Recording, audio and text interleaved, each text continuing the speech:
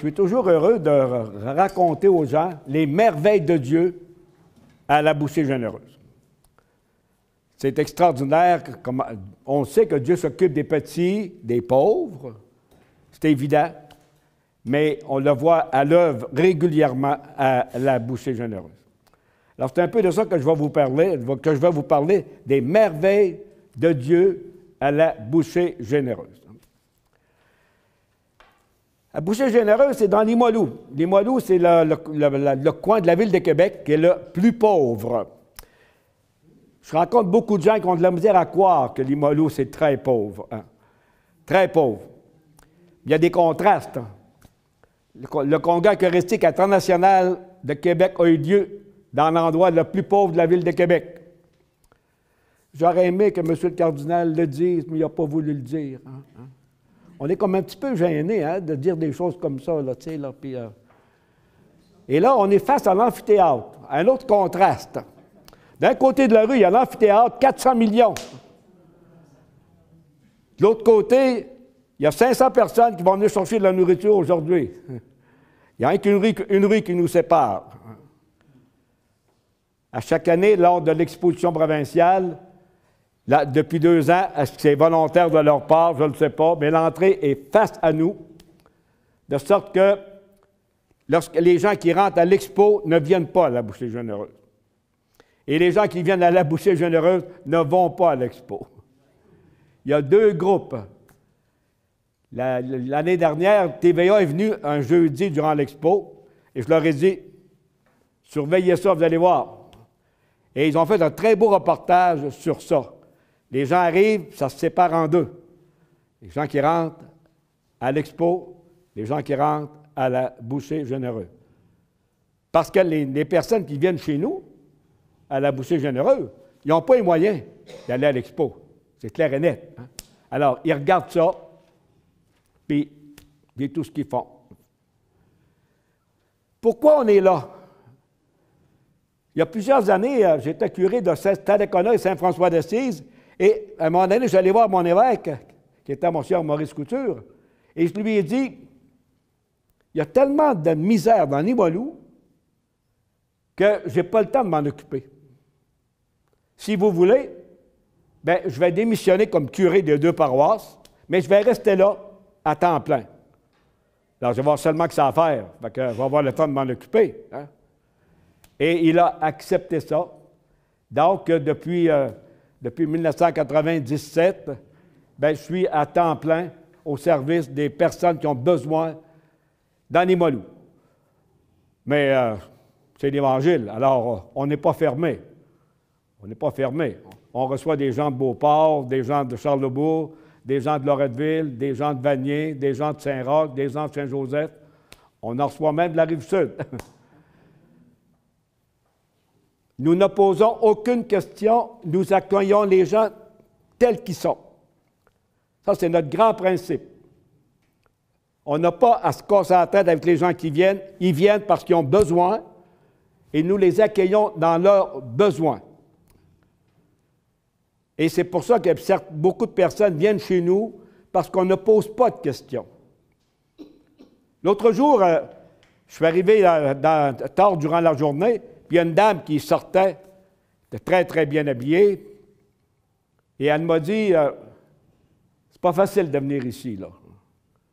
Mon mari et moi, on a perdu notre emploi, on a perdu notre assurance chômage, et ce matin, on s'est décidé de venir ici chercher de la nourriture. Je peux vous dire que ce n'est pas facile. Peut-être que d'autres personnes qui l'ont vu, elles étaient très bien habillées, ils ont peut-être dit, hein, comme alors cette femme-là, là, habillée comme elle est là, elle vient chercher de la nourriture, ça a-tu du bon sens? Hein? On ne porte pas de jugement, on est là pour accueillir. Et elle m'a dit, si je suis venu ici, c'est parce que je savais que vous ne posiez aucune question. Parce que si vous m'aviez posé une seule question, je serais reviré de bord, je serais en allé chez nous. Mais parce qu'on n'a pas posé de question à l'entrée, à la sortie, elle m'a tout raconté. Bon, tout raconté sa vie. Hein? Et pourquoi elle était venue. Bon, on est là pour ça. Il y a quelques mois, on avait un jeune de 15 ans qui avait eu des problèmes avec la justice, puis on lui avait demandé de venir passer quelques jours chez nous, à la Bouchée Généreuse. Et un jeudi, quand je suis arrivé dans l'après-midi, parce que ça m'arrive des fois le jeudi de ne pas être là le matin, exemple aujourd'hui, hein, je vais arriver là dans l'après-midi, le jeune vient me voir et il me dit, « Il y a quoi qui ne marche pas ici, là, Père Bruno, là? » Qu'est-ce qu'il y a? Les gens viennent chercher de la nourriture, puis ils repartent avec le sourire. Ça n'a pas de bon sens. Ça veut dire, mon chum, là, que ces gens-là se sont sentis accueillis et aimés. Ces gens-là, ils ont plus besoin d'accueil et d'amour que de nourriture. S'ils avaient été mal reçus, ils viendraient chercher de la nourriture parce qu'ils en ont besoin, mais elle sera moins bonne. C'est la même chose chez vous. Lorsque la chicane prend à la table, la viande est moins bonne, hein? Et il dit oui. Et quand tout le monde est de bonne humeur, la viande est meilleure, il dit oui. Alors, c'est la même chose ici. Ils se sont sentis accueillis, aimés. Alors, ils viennent chercher de la nourriture, mais ils repartent avec le sourire. Et ce petit gars-là, de 15 ans, problème de justice, me dit, c'est ça l'amour. J'ai dit, oui, mon chum, c'est ça l'amour. Ah, il venait découvrir l'amour, lui. L'amour pouvait changer le monde. Avec l'amour, on pouvait faire n'importe quoi. Incroyable. Ce petit gars-là venait de découvrir la force, la puissance de l'amour. Et c'est pour ça que le mot d'ordre chez nous, tous nos employés, nos bénévoles, c'est des êtres humains. Pécheresse et pécheurs comme nous autres. Ça peut arriver que personne soit moins bien accueilli ou mal accueilli, ça peut arriver. Mais en général, le mot d'ordre, c'est l'accueil inconditionnel de la personne. L'accueil inconditionnel de la personne. Tu ne poses aucune question. Et tu essaies en même temps qu'il n'y ait pas de questions qui viennent là. Hein? Tellement facile à un moment donné de dire, ouais, un gros char dehors, hein? On me dit ça à un moment donné. Es-tu allé voir le char qui est dehors, Bruno, là? À la journée du jeudi, lors de la distribution de la nourriture. Alors, je suis allé voir, puis j'ai dit, ouais, pas trop, moi, je ne connais pas trop ça, mais ça devait être sûrement 60 000 piastres. L'accueil inconditionnel. Cette femme-là, elle venait pour sa voisine handicapée. Alors, on aurait pu dire, tu dis bon sang, avec quel char qu'elle a là, venir chercher de la nourriture. Elle se l'est fait dire, malheureusement. Elle continue à venir, elle met son char 3 rues plus loin, pour éviter le placotage. Pour éviter le placotage. Ça, là, ça fait mal, c'est effrayant. Ça fait mal, c'est effrayant. Je le disais à quelqu'un tantôt, grand-maman, pourquoi on a 2 oreilles et une bouche? Le petit gars pose la question à sa grand-maman. Elle dit, ben, je ne sais pas trop, mon petit-fils, là. Grand-maman, c'est parce qu'il faut écouter 2 fois plus qu'on parle. Il faut écouter 2 fois plus qu'on parle. Donc, il faut être à l'écoute des personnes et éviter le jugement. Éviter le jugement. On nous dit que, on a des reproches de temps en temps, que ça n'a aucun bon sens ce qu'on fait là. On va faire dire ça par des gens habituellement très à l'aise, qu'il y a sûrement des gens qui abusent, des gens qui n'ont pas besoin, qui viennent chercher de la nourriture ou qui viennent chercher des meubles ou du linge, puis... Oui, je dis oui, ça se peut. Ça se peut, parce qu'on n'a fait aucune enquête. Mais même si on avait des enquêtes, les fraudeurs, ils passent partout. Leur bien-être social, ils font des grandes enquêtes, puis ils se font avoir. Hein? En 1913, après 2013 plutôt, là, 1 million de trop, malgré les enquêtes. Ils ont payé 1 million de trop. Hein? L'assurance chômage, ils font des grandes enquêtes, puis ils se font avoir souvent. Bien-être social, ils font des grandes enquêtes, puis ils se font avoir souvent. Puis là, ben, je les regarde dans les yeux, puis je leur dis, je pense qu'il y en a aussi qui abusent de l'impôt. Hein? Pourquoi que, quand on a de l'argent, qu'on se permet d'abuser de l'impôt, mais le petit, là, lui, là, ne peut pas se permettre d'être croche un peu, là. Il faut qu'il soit toujours bien drette, là. On est tous des êtres humains, avec nos forces, nos faiblesses. Hein? Et on n'a pas à juger personne. Hein? Un homme d'affaires que je connaissais depuis longtemps, qui a fait faillite, et un de mes amis lui a dit, « Va donc voir Bruno. » C'était quelque chose pour lui, là, de venir chercher de la nourriture. La première fois, il est venu seul. Mais là, je lui ai dit, la semaine prochaine, tu vas venir avec tout le monde. Et tant qu'il n'y a pas eu d'emploi, il venait tous les jeudis chercher de la nourriture. Et dès qu'il s'est trouvé un nouvel emploi, il a arrêté de venir et il m'a dit, « Bruno, mon regard ne sera plus le même et mon langage ne sera plus le même. » Parce que c'était une des personnes qui disait, « Ah, les fraudeurs, les gens qui vont là, ils n'ont peut-être pas besoin. » C'est lui là, qui a eu besoin. Là. Bruno, mon regard, mon langage ne sera plus le même. Un Zaché, quoi. Pardon? Un Zaché, quoi. Un Zaché, oui. Oui, justement. Ah oui. Comment on fait pour vivre? C'est la grande question parce qu'on n'est pas subventionné par le gouvernement du Québec. La raison principale, c'est que je suis prêtre. Et on m'a dit carrément, on n'est pas là en Chine, là, c'est à Québec. On m'a dit carrément, la première raison, c'est que vous êtes prêtre. C'est la première raison pour laquelle on ne subventionne pas la bouchée généreuse, parce que vous êtes prêtre, tassez-vous de là. La deuxième raison, arrêtez de vous afficher catholique. Arrêtez de vous afficher catholique. Alors, je suis resté là, on s'affiche toujours catholique, puis ben, on n'a pas d'octroi du gouvernement. Puis là, tout le monde se demande comment on fait pour vivre.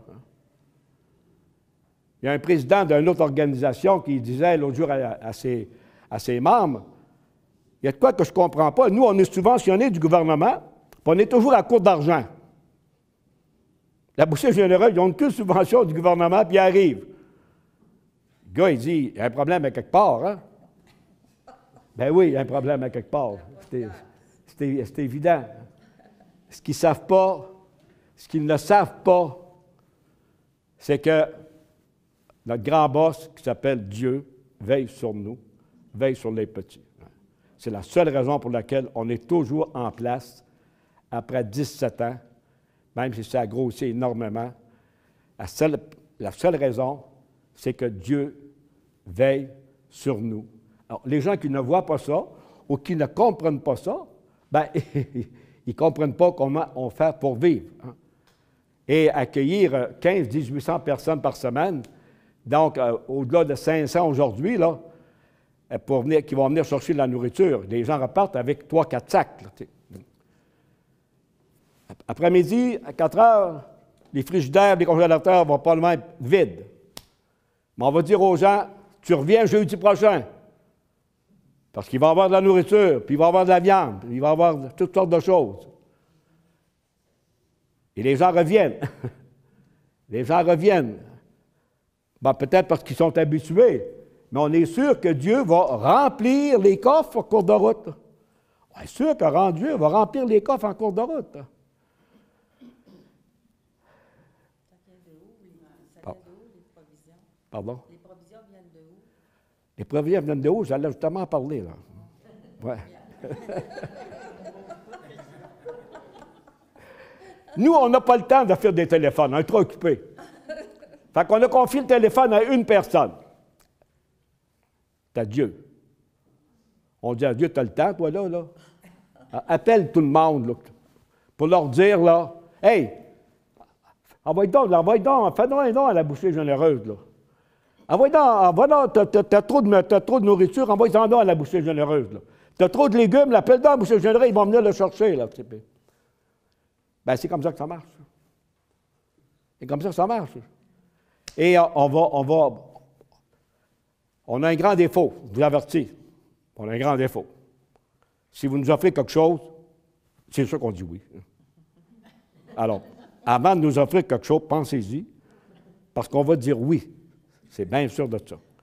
Alors, on va à l'île d'Orléans, on va à Deschambault, on va partout où les gens nous appellent parce que c'est un appel de Dieu. C'est Dieu qui leur a demandé d'appeler la bouchée généreuse.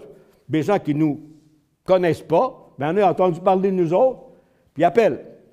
Alors, elle vient, c'est ça, la nourriture qui rentre, là, elle vient comme ça d'un peu partout. Il y en a qui sont réguliers, on y va à chaque semaine, mais il y a toujours des personnes ou des groupes, à un moment donné, qui nous appellent pour aller chercher de la nourriture. Bien sûr qu'on a des employés, on a des camions, donc on peut y aller aussi. Mais les gens savent que s'ils nous appellent, on va y aller. Alors, c'est comme ça que la nourriture vient d'un peu partout. Elle ne vient pas de Limoilou, des gens de Limoilou, ils n'ont pas d'argent. Quoi quand même, il y a quelques commerces dans Limoilou qui sont vraiment très généreux pour nous autres. Mais c'est incroyable, les gens d'un peu partout qui nous appellent pour aller chercher de la nourriture. Hein. Et ça, nous, on y va. Alors, moi, je suis certain que c'est Dieu qui les appelle, parce qu'autrement, comment arriver que le cultivateur de Saint-Gilles, au mois d'août de l'année passée, qui nous appelle, Saint-Gilles de la Minière, la bouchée généreuse. Moi, je sais qu'il connaît ça, lui, là. Tu sais. Il y a même des gens à Québec qui ne savent même pas qu'il y a une bouchée généreuse. Le gars de la Minière, il savait ça, lui. Tu sais. Alors, il appelle, j'aurai de la nourriture, des légumes à donner. Et ça qu'on part, puis on y va. Hein? Alors, comme je vous le disais encore une fois, après-midi, il n'y aura plus rien. Mais on va dire aux gens, reviens jeudi prochain, parce que Dieu va remplir les coffres. On rêvait justement d'avoir une chambre froide qu'on a aujourd'hui, qui vaut 40 000 $. Mais on n'a pas une scène. Hein? Comment on a fait? Bon, moi, je disais à Dieu, ça serait bien bon qu'on ait une chambre froide. Hein? Mais tu sais qu'on n'a pas d'argent. Hein? Tu pourrais tout organiser pour qu'à un moment donné, on ait une chambre froide. Hein? On a une chambre froide. Hein? Mais Dieu, là, c'est un comique. Hein? Il prend des moyens là, qu'on ne peut pas s'imaginer. Ça a commencé par une vente de moto. Ça n'annonçait pas trop ça, hein? Notre bénévole qui vend sa moto à Stéphane, un jeune homme d'affaires de Québec, qu'on ne connaît pas. Et à la fin, Stéphane dit, notre bénévole dit, moi, je vais retourner à la bouchée généreuse. Et Stéphane, un jeune homme d'affaires, qui dit, c'est quoi la bouchée généreuse? T'sais? Et je ne connais pas ça, lui, là. T'sais. Alors, Denis lui explique c'est qui nous sommes. Puis il dit, est-ce que je pourrais rencontrer M. Gravel, le directeur général? Il dit, ben oui. Alors, il vient dans la bouchée générale, il rencontre Pierre, qui l'amène voir l'endroit où on rêvait d'avoir une chambre froide. Et là, lui, il en vend des chambres froides. Hein? Ben oui, c'est pour ça que c'est lui qui a acheté la moto. Hein? Ben oui, parce que lui, il en vend des chambres froides. Alors, il s'est mis à calculer, puis il dit, ça va coûter 40 000 $. Pierre, il dit, on n'a pas un sou. M. Gravel, je ne vous demande pas de l'argent. Vous aurez votre chambre froide. Un gars qu'on ne connaissait pas une heure avant, qui ne nous connaissait pas une heure avant, nous garantit une chambre froide de 40 000 $. Alors, lui, là, il vend des chambres froides, mais après ça, il vend des sous-contrats pour la chambre froide, pour les portes, les planchers, l'électricité, les moteurs, tout ça. Alors, il est allé voir son monde, puis il leur a dit, j'ai un contrat pour vous autres, les amis, mais il n'est pas payant. Il y a 17 compagnies qui ont embarqué dans le jeu. 17 compagnies qui ne nous connaissent pas, qui ont accepté de jouer le jeu et qui nous ont bâti une chambre froide qui ne nous a rien coûté. C'est ça, Dieu. Il fait des choses extraordinaires, des choses merveilleuses qu'on ne comprend pas. Hein? Qu'on ne comprend pas. Hein? Mais il faut y croire. Il faut y croire. J'étais, là, il y a quelques soirs, dans un autre groupe, là, pas la bouchée généreuse, mais je leur ai dit, votre problème, c'est que vous ne croyez pas en Dieu. Vous avez beau être catholique, là, comme vous me dites, là. Tu as une maison de thérapie qui s'appelle la maison de Job, qui a des problèmes financiers. Votre problème, c'est que vous ne croyez pas en Dieu. Pour ça, vous avez des problèmes. Redonnez la maison de Job à Dieu. Vous allez voir, vos problèmes ils vont se régler. Mais non, là, vous êtes des gens d'affaires, des hommes d'affaires, des femmes d'affaires, vous connaissez tout ça, êtes capable de brasser ça tout seul. Bien, c'est ça. Vous avez des problèmes. À la bouchée généreuse, on le sait, on n'a pas les moyens. On n'a pas les moyens. La plupart de nos employés, c'est des gens qu'on est allés chercher sur le bien-être social. Parce qu'à la bouchée généreuse, on change le monde. On change. On ne va pas donner des meubles, du linge, de la nourriture. On change le monde. Vous allez chercher dans la rue des gens qui ne travaillaient pas, pour la plupart, et qui maintenant ont un emploi. Et ça valorise quelqu'un. Hein? Ça valorise quelqu'un. On a de nos employés, nos bénévoles, qui viennent du centre de détention. Hein? Mais pas peur. Mais non, pas peur. On leur fait confiance. On leur fait confiance, tu sais. Parce que moi, j'ai appris avec le temps que même si tu n'es jamais allé au centre de détention, tu es capable de voler pareil. Hein? Tu n'es pas obligé d'aller au centre de détention pour apprendre à voler. Il y en a bien qui ne se font pas pincer, qui volent, puis ils n'ont jamais été au centre de détention. Alors, mais il faut faire confiance. Alors, ces gens-là, leur vie a changé. Nos bénévoles, leur vie a complètement changé. On a 40 bénévoles. Une journée comme aujourd'hui, là, ça prend du monde. Hein? On va accueillir aux alentours de 500 personnes, si ce n'est pas plus aujourd'hui. Ça prend du monde là, pour accueillir ce monde-là, puis fournir toute la nourriture à ce monde-là. Là. Quand ça arrive le matin, tout est sur les tables. Mais ça se vide à mesure, donc il faut sortir ça des congélateurs, des frigidaires. Il faut ramener ça sur les tables. Mais ça roule comme ça toute la journée.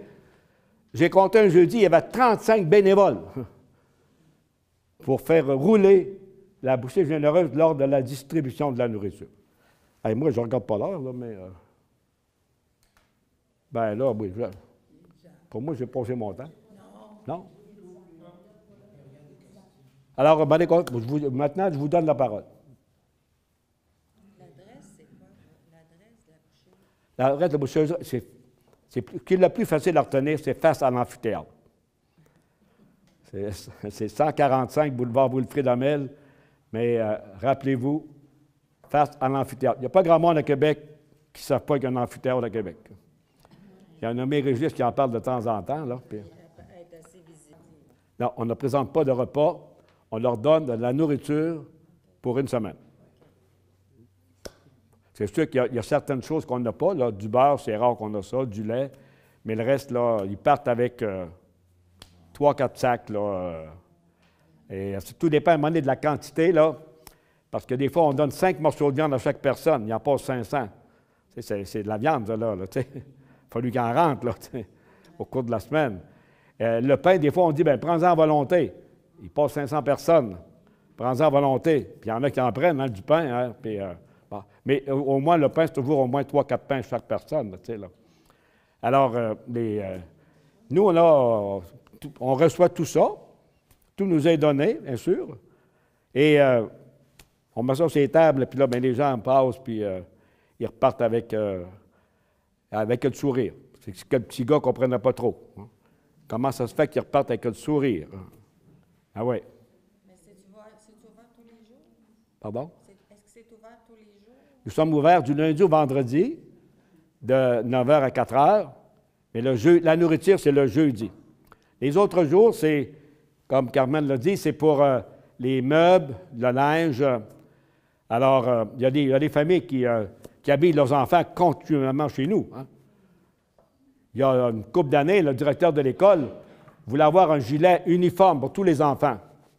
Et beaucoup de parents ne protestaient. Et le directeur a dit, bien, oui, mais au lieu d'acheter un gilet au magasin, vous acheterez ce gilet-là. Puis on dit non. n'avez pas compris. Les gilets de nos enfants, on les prend de la bouchée généreuse. Hein? On ne les prend pas au magasin. Hein? Alors, le gilet que vous voulez qu'on achète, ils ne l'auront pas à bouchée généreuse. On ne pourra pas aller là. Hein? Là, le directeur a compris que, non, qu'ils habillent leurs enfants chez nous. C'est sûr que ce qu'on reçoit, là, en passant, ce n'est pas de la cochonnerie. Hein? Les gens qui nous donnent tout ça, le linge, les meubles, on va les chercher aussi, évidemment. C'est rare que les gens soient capables de venir chez nous pour livrer des meubles. Le linge, souvent, les gens viennent le livrer. Mais on va les chercher un peu partout, là. On va sur la Rive-Sud, puis on va un peu partout, selon que les gens ont des choses à donner. Hein. Et c'est ça qu'on redonne aux gens après, là. Dans les meubles et le linge, les gens qui peuvent, on leur demande un petit montant d'argent, s'ils peuvent. Sinon, on baisse, mais sinon, on donne. On donne souvent. Oui. J'ai ramassé 2 gars de 20 ans dans la rue l'autre jour, là, je les ai emmenés à Bouchée Généreuse, puis il avait décidé de se prendre un logement, mais là, il n'y avait plus une scène, puis il n'y avait plus rien. Il n'y avait rien comme meublement. Alors, on s'est promené, là, puis ils sont partis, ils étaient meublés. Et comment est-ce qu'on vous doit? Alors, Louisette a dit, absolument rien. On vous doit rien? Ben, les petits gars, ils ont dit quasiment pas de bon sens. Bien, c'est ça, la bouchée généreuse, mon homme. Hein? On est là pour aider le monde. Hein? Alors là, on va aller leur livrer là, au cours dans les prochains jours, dès qu'ils vont avoir leur logement, on va aller leur livrer leur ameublement. Bien, la plupart de nos bénévoles, c'est des gens qui venaient chercher de la nourriture. Hein? Et beaucoup de nos employés, c'est des gens qui venaient chercher de la nourriture. Ben, c'est sûr que tous les bénévoles, les 400 ne peuvent pas devenir bénévoles chez nous non plus, là, parce qu'à un moment donné, on ne saurait plus trop quoi faire avec tout ce monde-là. Là. Mais la plupart de nos bénévoles, c'est des gens qui venaient chercher de la nourriture. Même Mme Côté de Moisson-Québec m'est arrivée il y a quelques années en me disant on a eu des plaintes. Ah ouais? Ben oui, vos bénévoles prennent de la nourriture. Ben j'ai dit ben oui. Elle a dit en plus, vous êtes d'accord. Hélène, il y a quelques années, ils venaient chercher de la nourriture. Ce n'est pas parce qu'ils sont devenus bénévoles qu'ils n'ont plus besoin de nourriture. Oh, ben, je n'avais pas pensé à ça. Ben, c'est ça, Hélène. C'est ça, le placotage, là. Alors, c'est vrai que nos bénévoles prennent de la nourriture, puis ils passent en premier, le matin. Hein? Oui. Vous avez dit tantôt que vous n'étiez pas subventionné parce que vous étiez prêtre. Est-ce que Moisson-Québec est subventionné? Oui. Ah oui? Oui, Moisson-Québec, oui. Moisson-Québec est subventionné. Et c'est un fait que si moi je quittais, et si on arrêtait de s'afficher catholique, c'est sûr qu'on serait subventionné. Bon, je peux vous donner en même temps d'autres exemples. Moi, je vais dans une maison de thérapie pour alcooliques et drogués, une fois par semaine. Et il y a quelques années, le ministère de l'Éducation avait accepté de subventionner ce que les thérapeutes donnent, regardant leur enseignement un peu comme un cours de classe. Il y a 2, 3 ans, ils ne sont-ils pas aperçus? Un scandale au Québec. Il y avait un prêtre catholique qui donnait une fois par semaine une leçon de spiritualité. Bien, ils ont coupé mes 4 subventions par mois. Ils ont coupé mes 4 subventions par mois. On est rendu là, là. La religieuse qui s'occupe des pauvres, des sourds et muets à Charlebourg, elle s'est présentée parce qu'elle n'avait pas eu sa subvention. Puis il a dit, mais non, on n'a pas de subvention. On m'a dit, ça n'a pas de bon sens. Non, on n'a pas de subvention. Oui, mais elle dit, qui va s'occuper des pauvres? Ben, le gars, il dit, vous n'avez pas compris, on n'est plus les sœurs au Québec. C'est clair, là. On n'est plus les sœurs au Québec. Ben, qui va s'occuper des pauvres? Ben, occupez-vous-en, là, vous, là. Là, on est dans cette société-là, là, actuellement, là. C'est quasiment comme en Russie, quand... Ben, c'est ça. Bon, j'ai dit à quelqu'un l'été passé, lors de la campagne électorale, même pas sûr qu'un jour je vais pouvoir me promener comme ça dans la ville de Québec. En tout cas, nous, on le vit. Là. Mais ce qu'ils ne comprennent pas, c'est qu'on est toujours en vie, puis la maison de job est en vie, mais ça, ils ne comprennent pas, évidemment. Oui, bien, les gens, on reçoit beaucoup, hein, parce que nous, on n'achète rien. Alors, si on est capable de meubler des gens, de donner de la nourriture à des personnes, si on est capable de leur donner autant de nourriture, bien, c'est parce qu'on reçoit beaucoup. Hein. Oh oui, il y a des gens qui sont très, très, très, très généreux, là, tu sais. Mais, pas facile des fois. Je comprends des fois, c'est pas facile à comprendre. Parce qu'il y a un curé de paroisse qui m'a dit, je ne suis pas d'accord avec toi, tu devrais te limiter à Limoilou. Hein, ça a commencé à Limoilou, tu devrais rester à Limoilou. Pourquoi vous êtes ouvert à tout le monde? Puis il ne comprenait pas. Alors je lui ai dit, dimanche prochain, quand va arriver le temps de la quête, tu diras aux gens, si vous n'êtes pas de la paroisse, donnez pas. Il a compris. Alors, donner un exemple, là. Moi, quand j'étais curé de paroisse de Stadacona, il y avait 5 paroisses ensemble. Stadacona, Saint-François-d'Assise, Saint-Esprit, Saint-Fidèle, Saint-Charles de Limoilou. Moi, je ramassais là, 79 000 de capitation. J'étais le plus faible.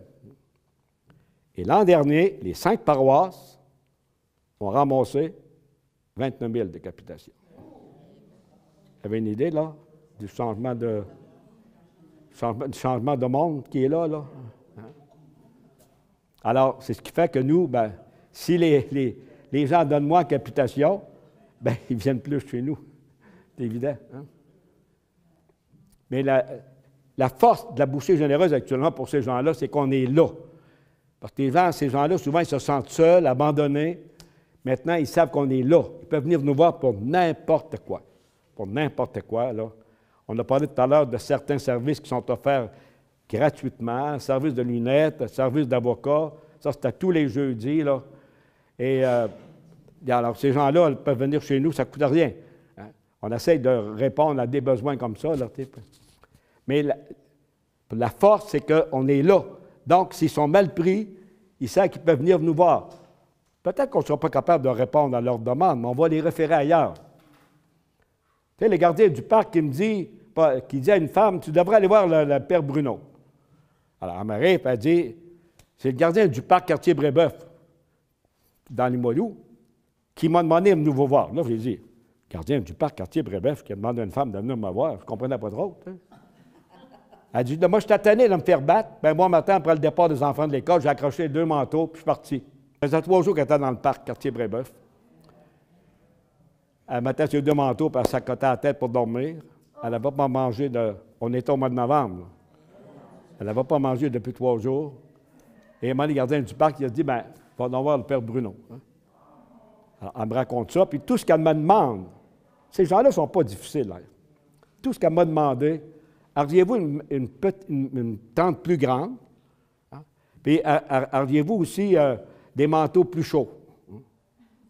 J'ai dit, non, tu ne retourneras pas dans le parc. Elle a dit, je vais aller où? Je ne sais pas où tu vas aller, mais tu ne retourneras pas dans le parc, c'est sûr. Hein? Alors, on lui a trouvé un endroit, bonne année, pour qu'elle puisse aller passer quelques jours. Et à un moment donné, elle m'a appelé, puis elle a dit, là, j'ai un logement. Et un jeudi, elle m'a cherché dans la nourriture, elle m'a dit, samedi, je reçois mes 3 enfants à dîner. Bon, on est là pour ça. C'est pour ça qu'on continue, parce qu'on reçoit tellement de belles choses comme ça qu'on rend grâce à Dieu.